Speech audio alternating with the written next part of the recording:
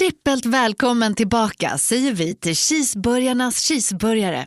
Ja, vi pratar såklart om triple cheese på McDonald's. Lika god som vår cheeseburgare, fast trippelt. Bara på McDonald's. Under miljontals år har djur utvecklat sofistikerade parningsritualer. Fåglar dansar, vargar ylar och Oscar går in på Amazon för att förbereda sin date night lasagne till King. På Amazon hittar han levande ljus, lyxiga vinglas till fyndpris och en extra tandborste utifall att. Date night får det att hända. Hitta det på amazon.se. Upptäck Ford e-Custom, elversionen av Europas mest sålda transportbil. Den har upp till 370 kilometers räckvidd, snabbladdning och finns nu med fyrhjulsdrift. Just nu till Ford Pro Edition-pris från 479 000 ex-moms. Läs mer på Ford.se eller besök din Ford-återförsäljare. Ready, set, Ford. Today I'm speaking to Nina Power, who is an English writer and philosopher. She's a senior editor of and columnist for the online magazine Compact, and we speak about several articles she's written for that magazine in the last couple of years. And we also talk about her latest book, which is titled What Do Men Want? And it's a really great book on the subject about equality between the sexes, and also a counter to the narrative of the war between the sexes. So I highly recommend that book, and I'm writing an article on the book and on different of the topics that we discuss in the podcast, and it will be published in Swedish in the coming days. And I invited Nina Power to the podcast also because I had the privilege of listening to a speech she held at the National Conservatism Conference in London in May, and it was titled After the Individual. And as some of you know, it's a theme that I've been exploring on the podcast and in my texts.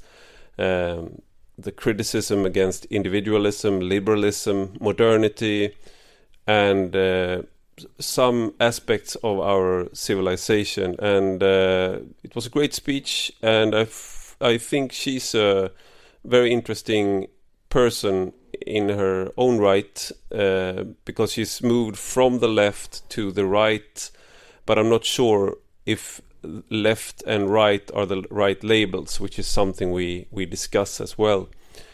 But without further ado, here's today's guest, Nina Power. You're listening to Rak Höger with me, Ivar Arpi.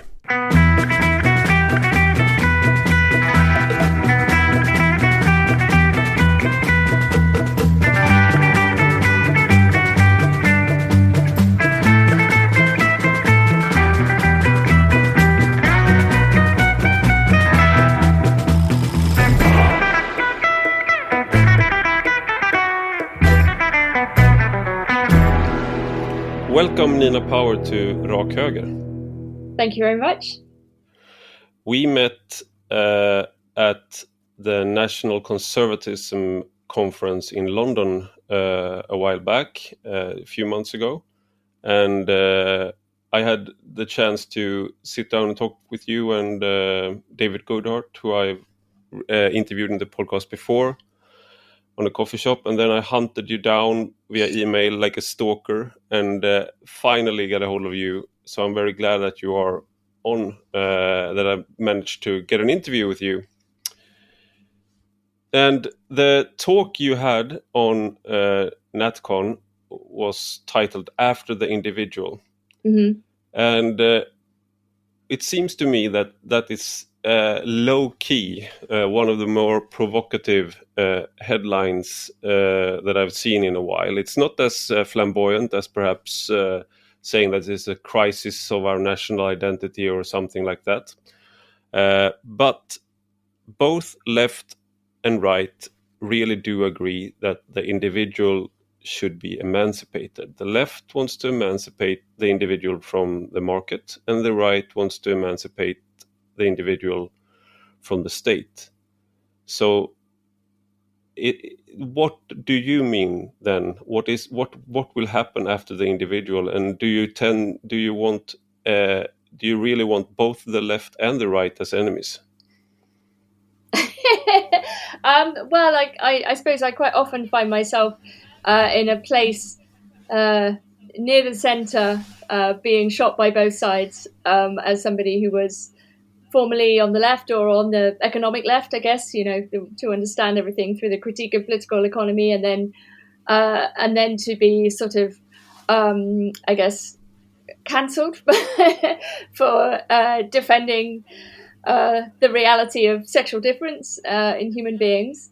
So I do think we exist in the sense that we are men and female, and of course it is provocative to say after the individual. I suppose I'm coming at it from what we might call a post-liberal perspective, which is, I think, ground or a kind of diagnosis that is trying to look back at liberalism, both left and right, like you say, and try to ask what comes next, what happens after liberalism, if you like. And Patrick Deneen's sort of thesis is that liberalism failed because it succeeded in a way. So that the breakdown of various societies and the domination of certain kind of problems that we see in liberal countries has sort of, in a way, fulfilled a particular image of the individual. And this is an individual who is sort of a consumer, someone who is led by their desires,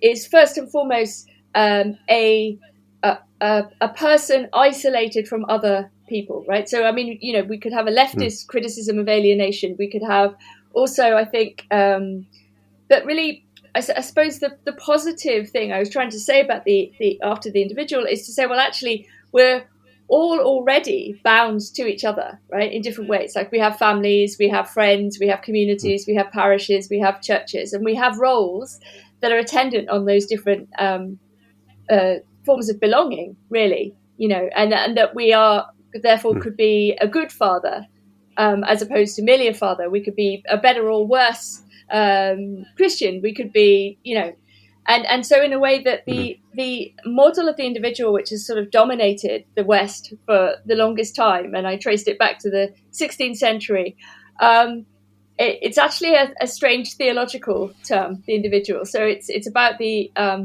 indivisibility of the Trinity is where we get the word individual from. And so it's really relatively recently that this idea of the individual has come about anyway, if you see what I mean, like in human history. The idea that people would think of themselves first and foremost as an individual is a relatively recent development.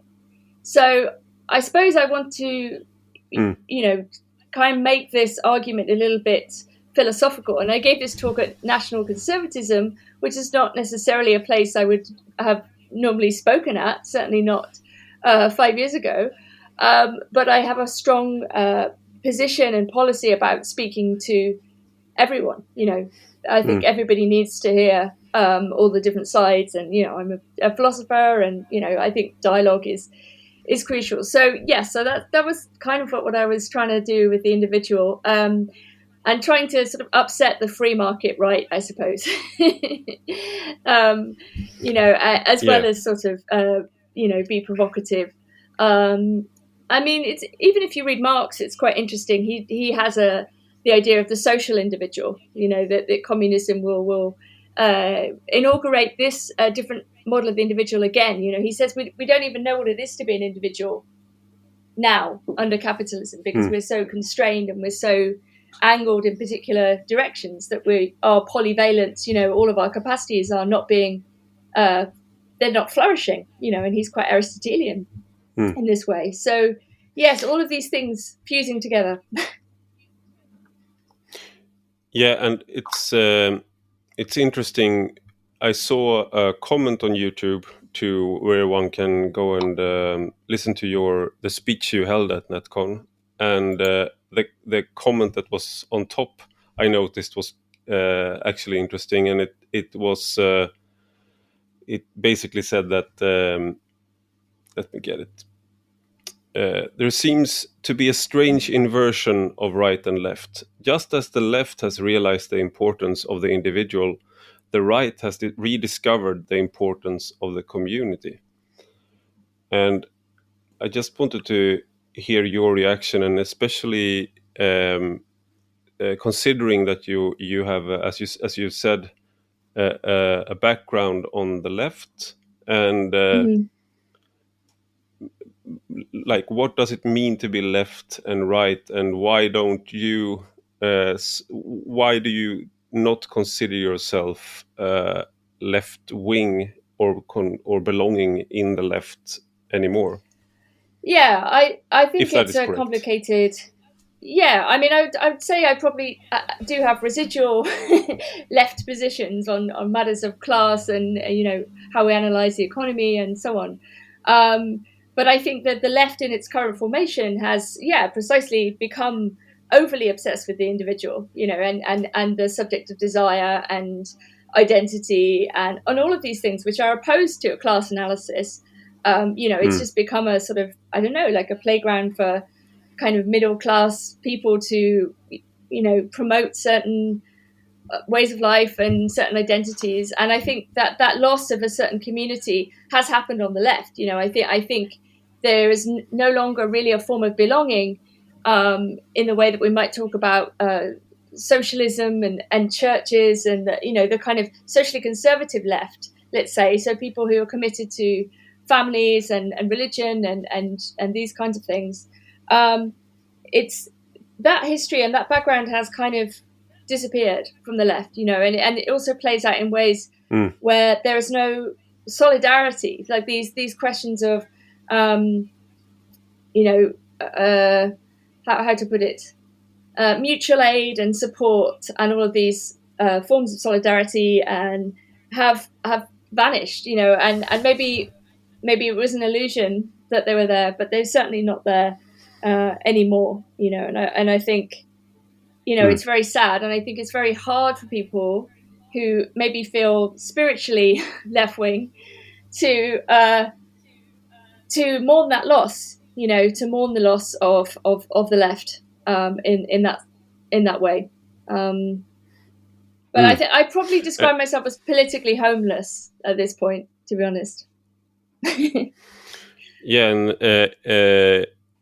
it's if I might sound rude now, but you then personify an individual. You lost your belonging in the left, but you don't belong in the right, and now you have to find your own way as an individual through the new political landscape. But I think it's an interesting.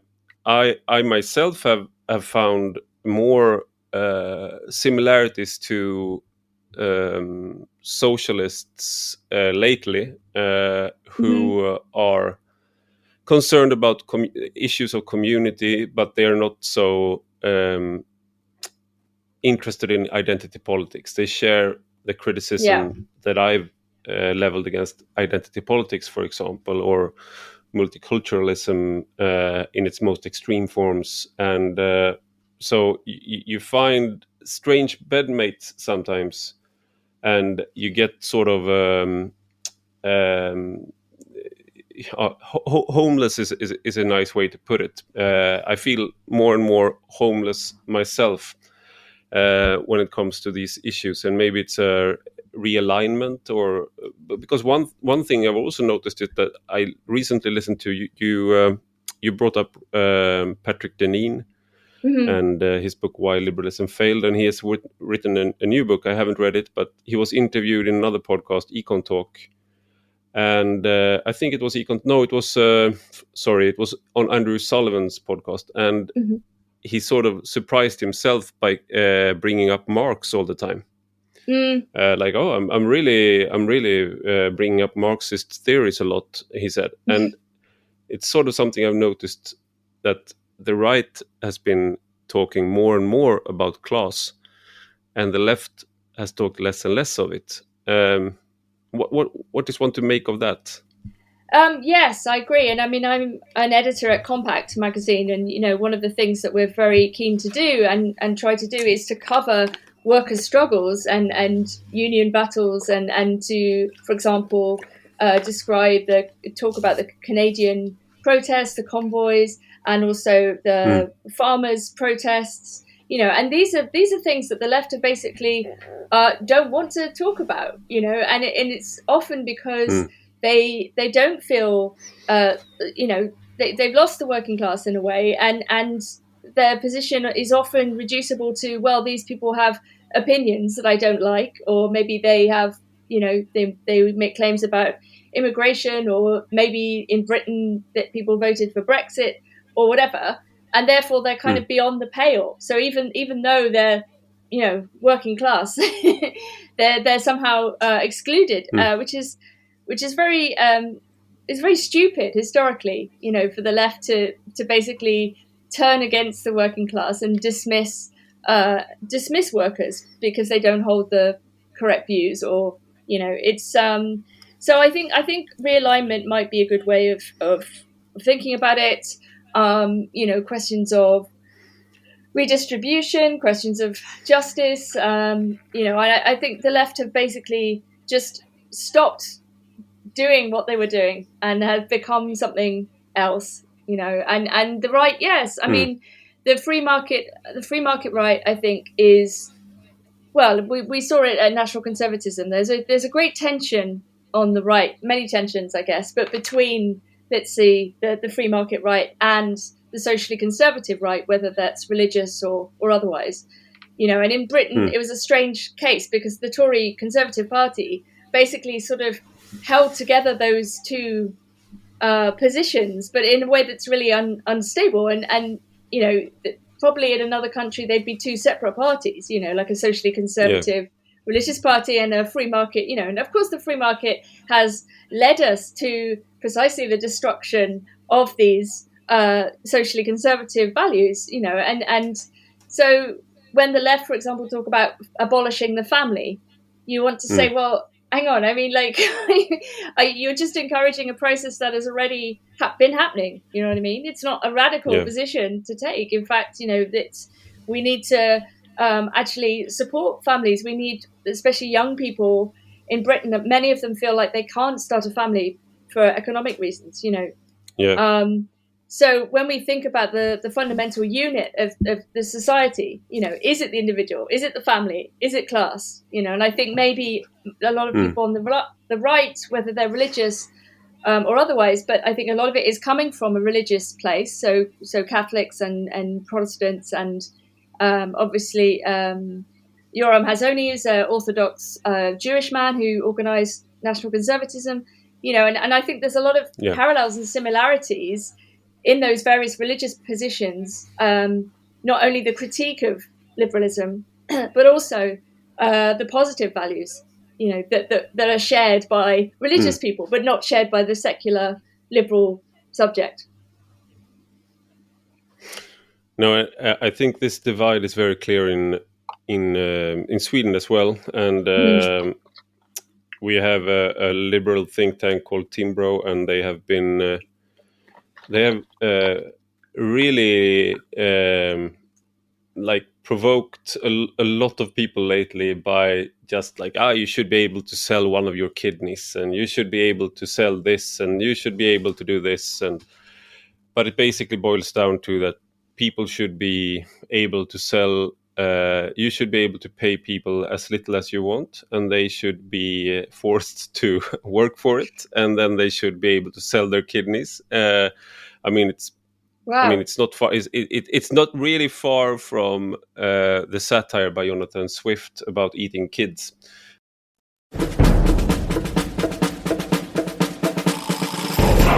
I'm speaking about individualism and what you brought up in your speech, that as a mother is not an individual, a pregnant woman is not an individual. We are dependent on each other.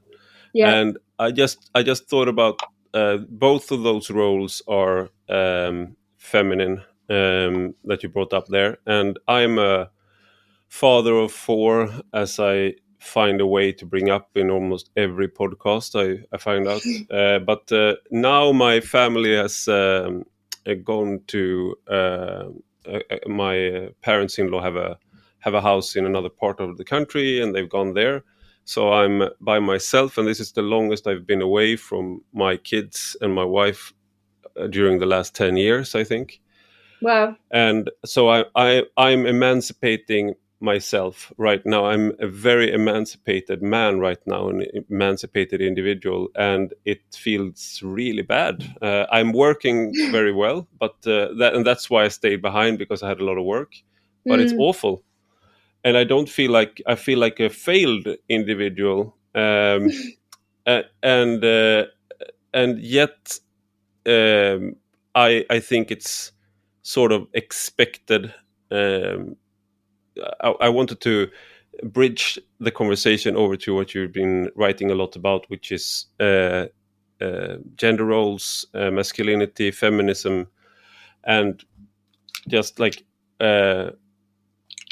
what is expected of men in today's society. And you wrote a book, Why We Need the Patriarchy. Also a great headline, also very provocative. And you write there that despite claims to the contrary, we do not live in a patriarchy. A patriarchy would require men taking responsibility for their families and for society at large.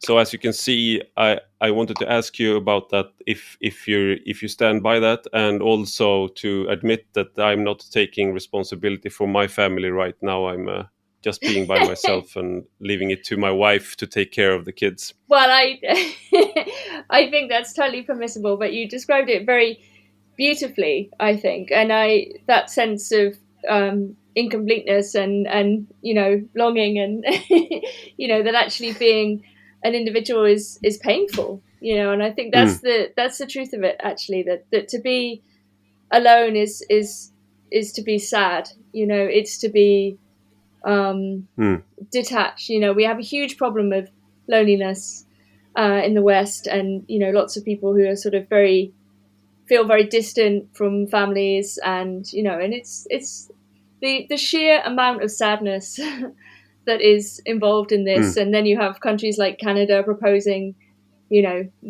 people can end their own life, with the state assistance. What kind of model of humanity is that, really?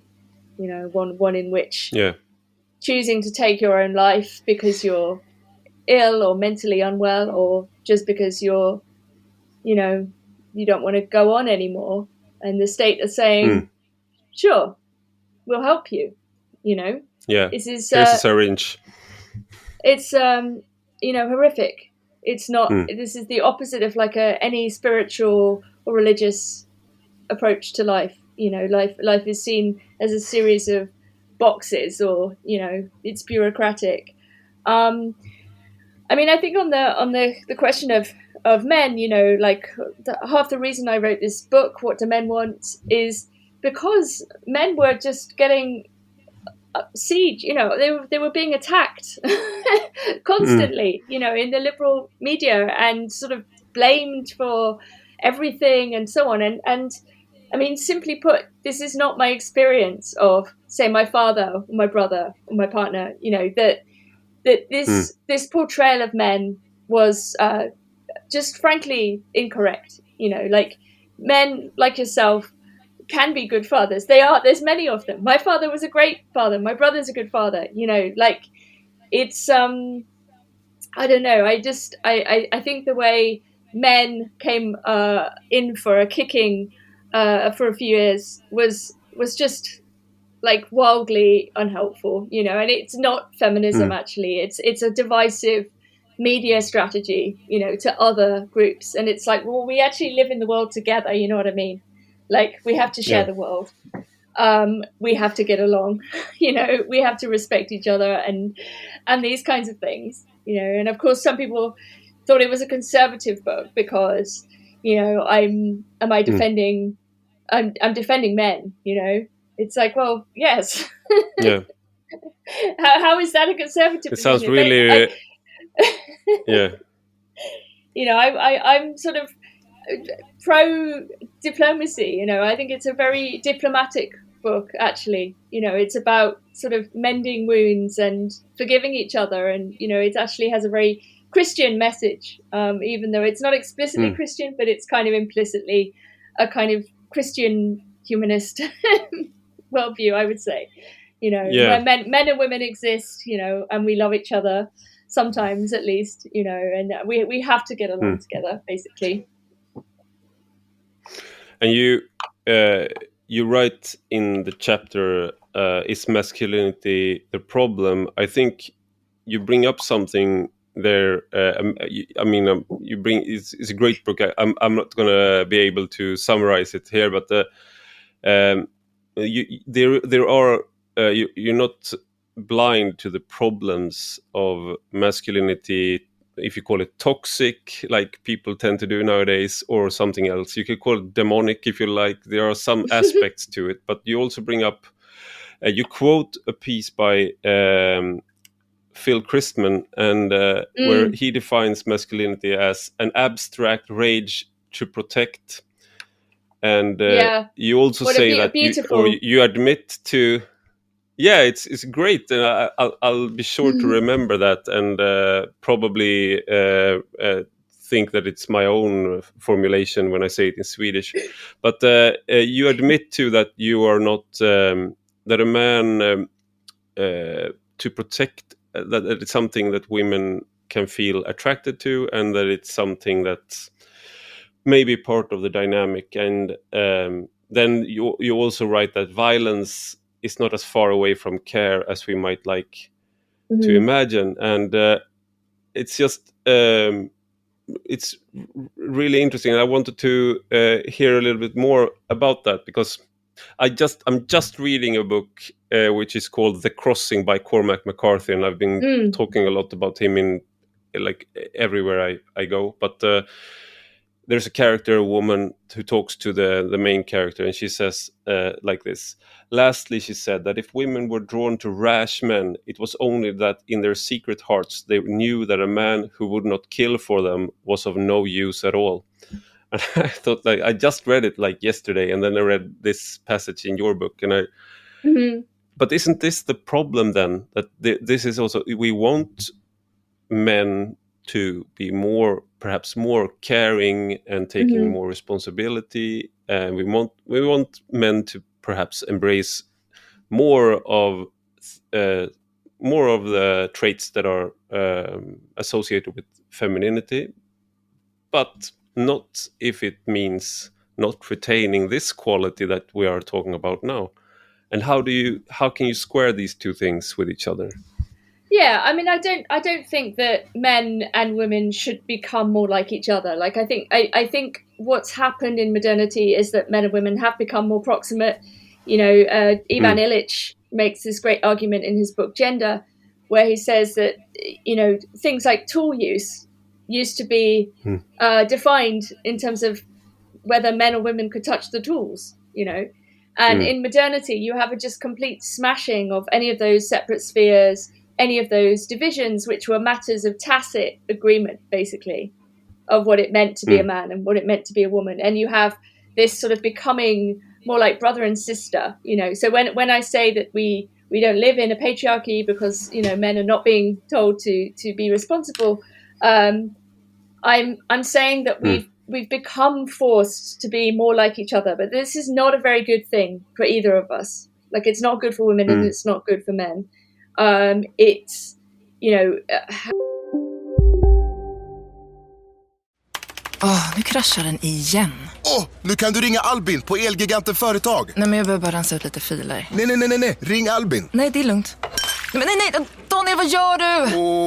Nu måste du ju ringa Albin. På Elgiganten Företag ställer vi upp vad som än händer. Det gör oss till hjälpen du vill ha, inte bara behöver. Tänk om din plånbok kunde prata. Vad skulle den då säga om din relation till ekonomi?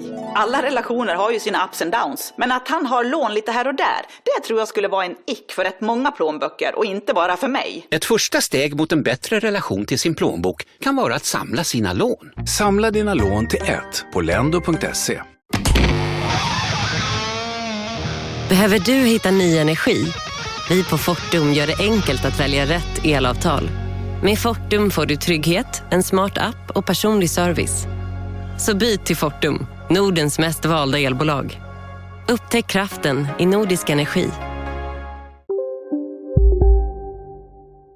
How to put it? That things like therapy for men don't really work in the same way as they do for women, right? So we know that men and women are different in all kinds of ways, like, physically, mentally, morally, spiritually, but we are compatible.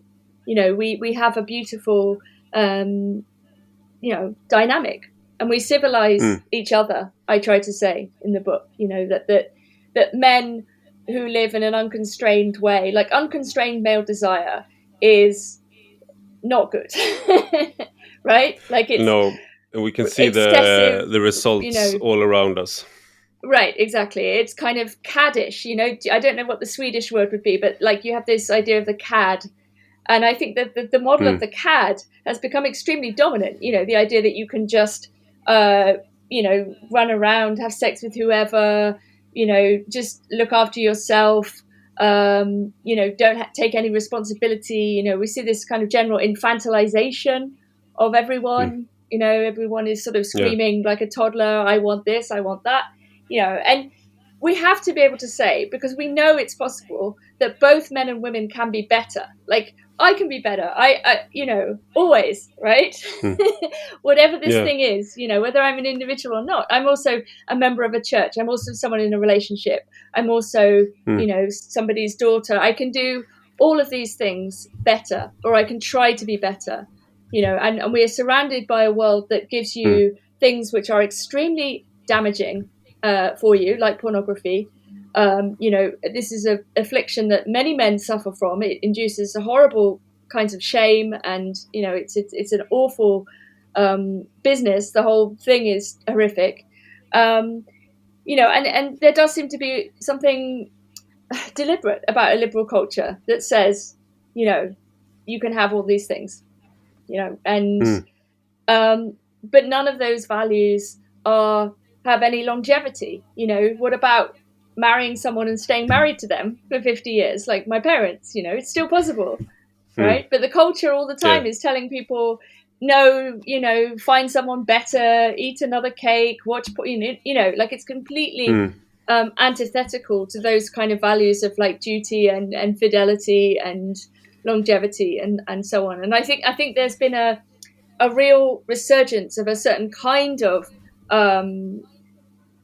social conservatism, I think, because people can see that liberalism doesn't work and it hurts people and it makes them into, lonely, unhappy, often addicted, people who feel lost and isolated. And so I don't think the men and women should be more like each other. I think it's not going to work. I think actually we have to say we are different. We're fundamentally different, and sometimes our interests converge. Let's say, in the project of having children, for example. Yeah, and I think you've written about blue labor, and you also brought it up in the speech, and now you also shocked the NatCon conference, perhaps by bringing up Marx. But there's a tragedy that it's more afflicting working class men as well, because many of these roles that have this role of a protective father, responsible man, being a provider, many of those roles have perhaps you can still have them if you're a highly educated middle class man or above, like upper class. But if you look at the working classes of Britain and United States especially, where many of the good paying jobs have been shipped off, to offshore to China or elsewhere, or is part of an ongoing automation. And the jobs that are left are not, you're not able to pay for a whole family, sustain a whole family on that wage. So you also have like an economic malaise that's particularly been hit working class men hard. And then also, if you look at the culture, then that's the only, like, those are the only category of people that are fair game always to make fun of, ridicule, and treat as dinosaurs, so to speak. Yeah, no, it's appalling. And I mean, I think, you have this, how to put it, like when you have women's mass entry into the workforce, who does it benefit? It benefits the people paying the wage, right? Like they can now pay people less, basically. There's more workers and they can pay everybody less because there's no longer a family wage, like you're saying. So you have what appears to be emancipation, like freedom, economic freedom for women, actually creates a lot of badly paid individuals, right? Who are, constantly being told to hate this or that group, and that's the dynamic, and I agree. I think the working class have been demonized, like in every country pretty much in the West. And like I say, ignored whenever there are protests and strikes now. It's like, why are these only being covered by the right or by conservative papers? It's really shocking. It's like, who is a nation? Who makes up a country? Who does all the work? Well, it's the workers. It's like nothing would run without people working. And I think, like, we have these sort of terrible proposals for automation, but and like you're saying, offshoring, and we're basically creating the conditions for a very meaningless world, where people will be kind of fobbed off, and maybe they'll have universal basic income, and they'll sort of have free time in inverted commas, but what they will actually have is just the time for things not to mean anything, and of course people make their own meaning, but really it will be a world of like people watching Netflix and buying delivery, like food from men who bring it on a bicycle, and this is just a huge crisis of meaning, really, and nothing really is being built, nothing good is being built, because what is there to build? What are people supposed to do? I think, we should bring back the family wage. But these policies, you need to have a particular vision for a country. And obviously there are some parts of the world that are trying to do this. They're trying to maintain a certain integrity, a certain relationship to the human, actually, to think of people first and foremost as human beings rather than as units or problems to be dealt with. Yeah, you had a great you quoted Ivan Illich in his book Gender, and you had a great quote about him, that male and female have become neutered economic agents, stripped of any quality other than the functions of consumer and worker. And that's a great way to summarize it. And if you identify strongly in any other way, then you are part of some system of oppression that you need to be emancipated from, whether you like it or not. Might be that you're part of a church that has other values than the state or the market, and then you need to just then they're going to make documentaries about you and your weird beliefs. And I just wanted to end because you had like Welcome to Turf Island. You had a great piece in March this year in Compact magazine, where Britain is called Turf Island. Apparently, I hadn't heard it, but TERF stands in for trans exclusionary radical feminist, and you don't sound like a trans exclusionary radical feminist, but neither do I, and I'm sometimes I'm often in that camp. So what is happening in Britain, and why have you become the TERF island? Yeah, it's an interesting question, I think. Well, so yes, I mean there have been all these sort of attempts to change the law around gender and change the meaning of words and try to say, well, male and female are categories that I don't know, that are open. They're free floating categories. You know, they've become detached from reality. And I think Britain, because it has an emphasis, which I used to dislike about Britain, but now I respect it completely. It's very interested in common sense and medium-sized ideas and convention. And basically, my favorite phrase or saying that people use in Britain is like, when someone goes too far, when someone sort of spirals out and starts saying stupid things, you say, come off it. You know, so I think basically what you had was a kind of collective coming together of largely mothers. So there's this board called Mumsnet.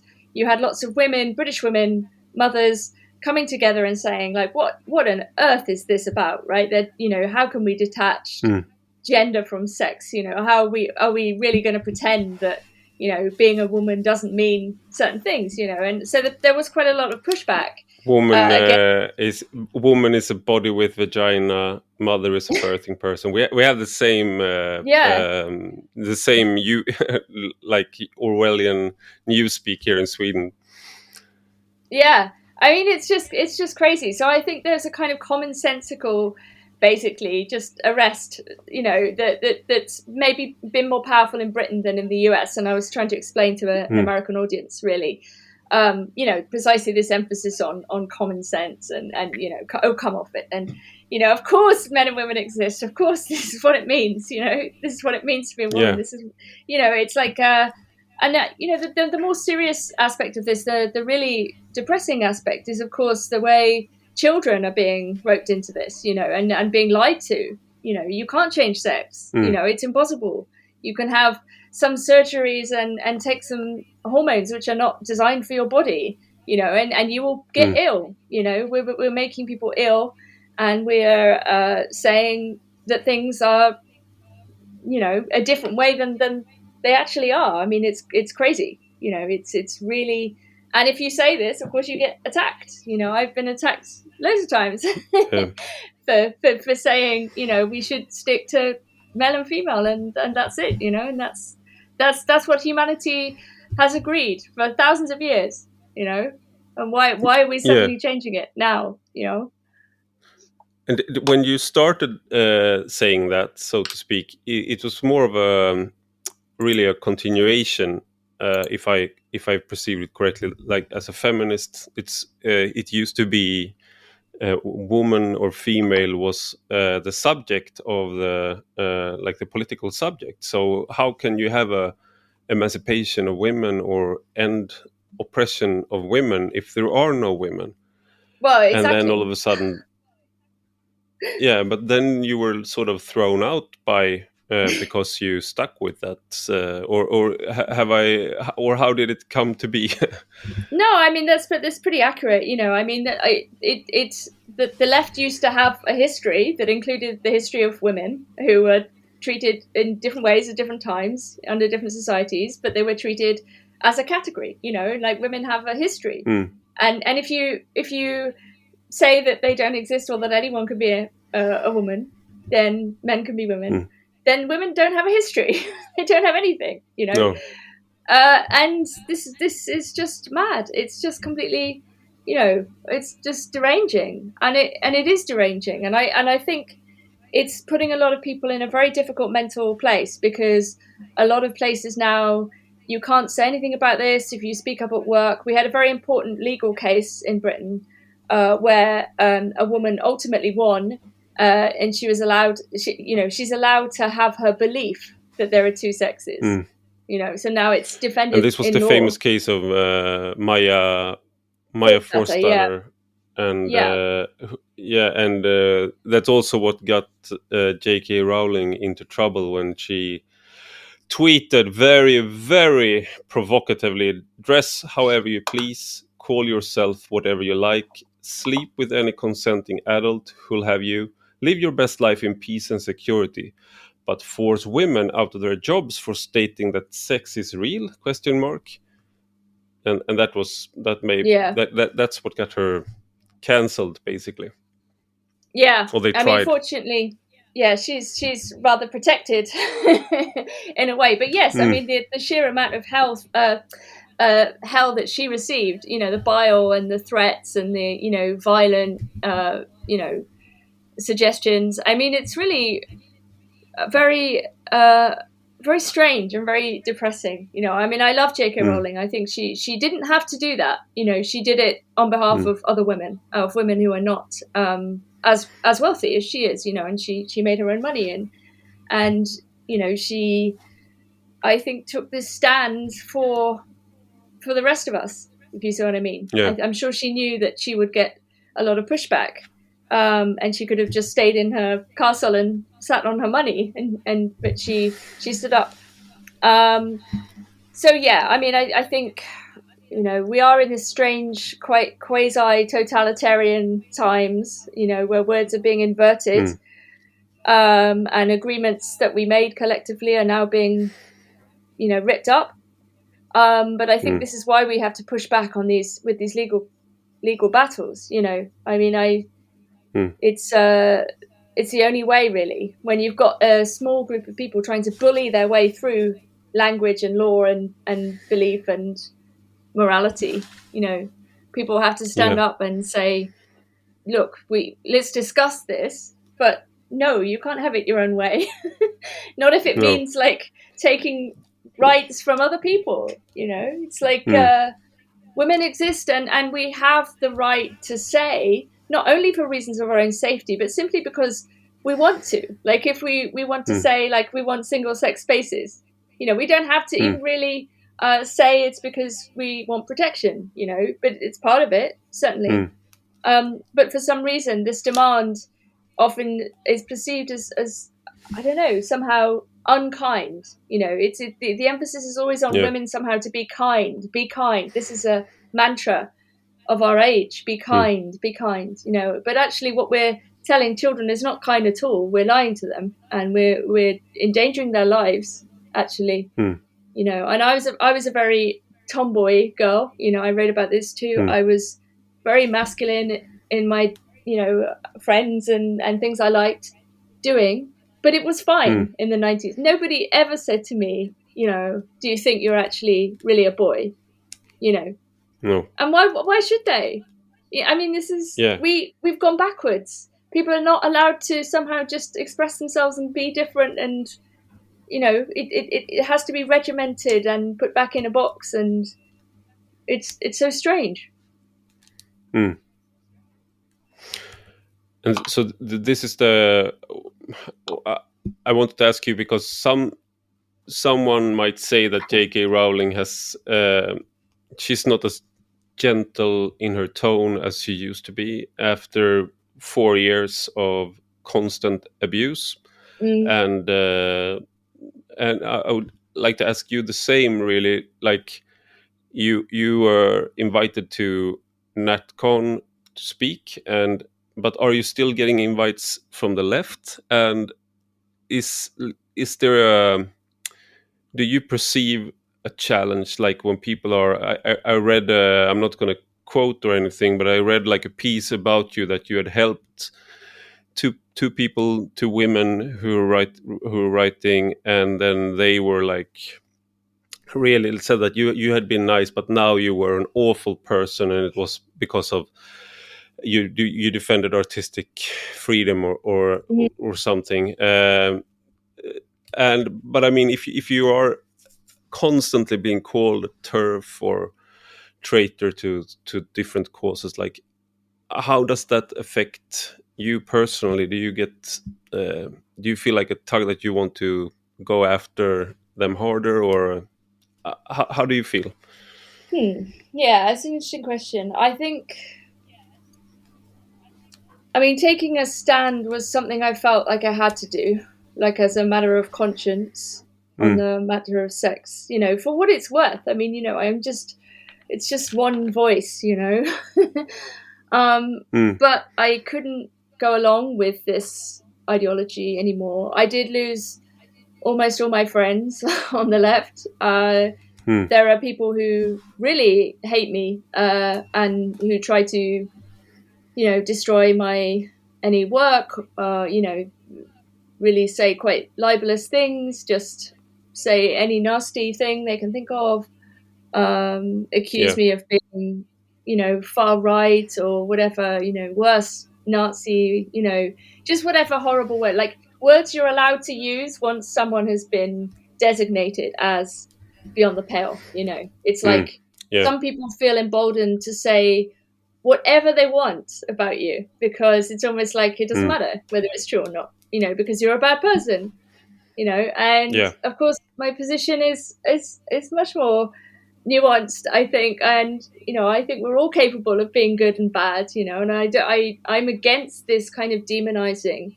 of groups, you know. It suits nobody's agenda to do this, you know, and but I think we have to maintain like our grip on reality, even at the cost of these things of being attacked and being, you know, criticized and, you know, even physically assaulted in some cases. You know, some women have been attacked. I've given talks with security guards.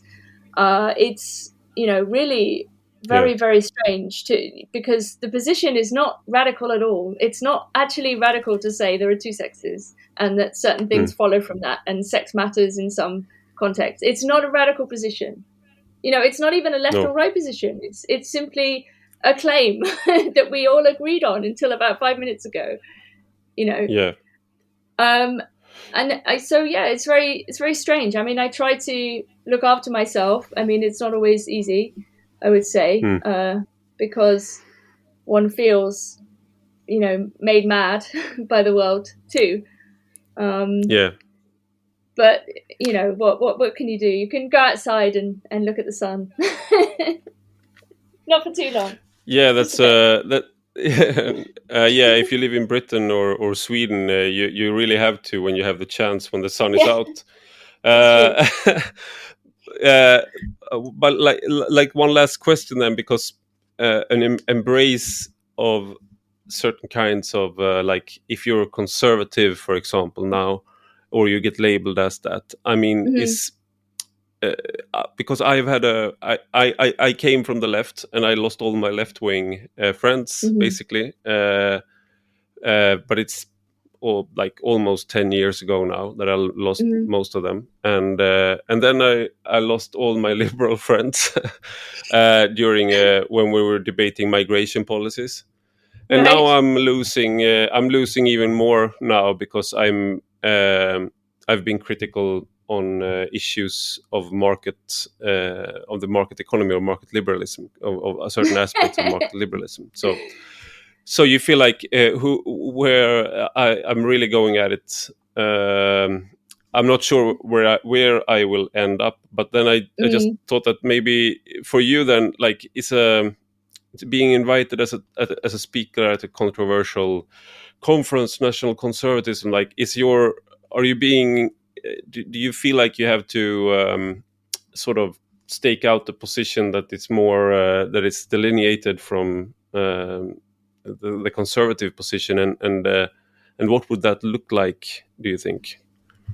I mean, I think it's part of this kind of post-liberal realignment, you know, that maybe we've been talking about all the way through, really. And I think, you know, there are a lot of like old lefties and, you know, feminists and others who would be, you know, understood historically as socially progressive, but at this point are now reactionary because they're holding on to something. And again, I don't know whether it's very difficult not to use these terms left and right, actually, but in a way our thinking needs to get over it. You know, we need to stop thinking of positions as left or right, actually. I think, you know, and they've shifted over time in any case, you know. I mean, like, caring about the family should be something that everybody believes in. Do you know what I mean? Like, this is not a political position. You know, it's people who want to make everything political that are sort of the problem, actually. And I think we saw this during the lockdown with COVID. You know, actually what you had was a kind of shutting down of well, not in Sweden. You did something more sensible. But really, it was a kind of, a bureaucratic hijacking exercise, you know, and an authoritarian manipulation of the population, which is really terrifying, to be honest. And, you know, it's you know, we have to get away from this bureaucratic insanity, you know, like this way of seeing the world in terms of boxes and, you know, quantity and, you know, start respecting human beings, actually. And I think the religious worldview does this very well. You know, there's a reason why Christianity has survived for thousands of years, you know, because its model of human nature and the way it presents the world is very, very beautiful and very convincing. And it doesn't say you have to be perfect. You know, it says you're not perfect and you'll never be perfect, you know, which is so much more delightful thing to say than these poor kids, I think, who feel like they have to get everything right constantly, and that, you know, if you make a mistake, it's the worst thing ever, and if you say the wrong thing, you know, this is a horribly anxious way to live, you know, and we're putting people through this mill, you know, and I think a lot of people are actually looking for, you know, something outside of that world, you know, a spiritual place. I think the church is actually a great place for people who've been cancelled, you know, it's actually home. And on the friendship point, I think nobody really needs more than, you know, a couple of friends. No, really, and you should go with your family when they go to the countryside, and not stay behind and just work. It's not good for you. Well, you know, but you learned your lesson. You know, you can next time. Yeah. You will. You know, next it time. says. That's beautiful. Thank you, Nina Power, for being part of Rak Höger. Thank you for having me. Och stort tack till er som lyssnar. Gå gärna in och skriv en recension på Apple Podcasts eller i den app där du lyssnar på podden, så hjälper du andra att hitta den och du hjälper mig att bli bättre. Och detta är alltså en del av en större publikation på Substack med samma namn som podden, och du hittar alltihop på www.enrakhöger.se. Och om du blir betalande prenumerant idag så får du 20% rabatt. Då ska du gå in på www.enrakhöger.se/podd. Och betalande prenumeranter, då får man ta del av hela poddavsnitt, alla texter och exklusivt extra material. Och har ni några frågor eller synpunkter så tveka inte att höra av er på ivararpi@substack.com. Vi hörs om en vecka igen.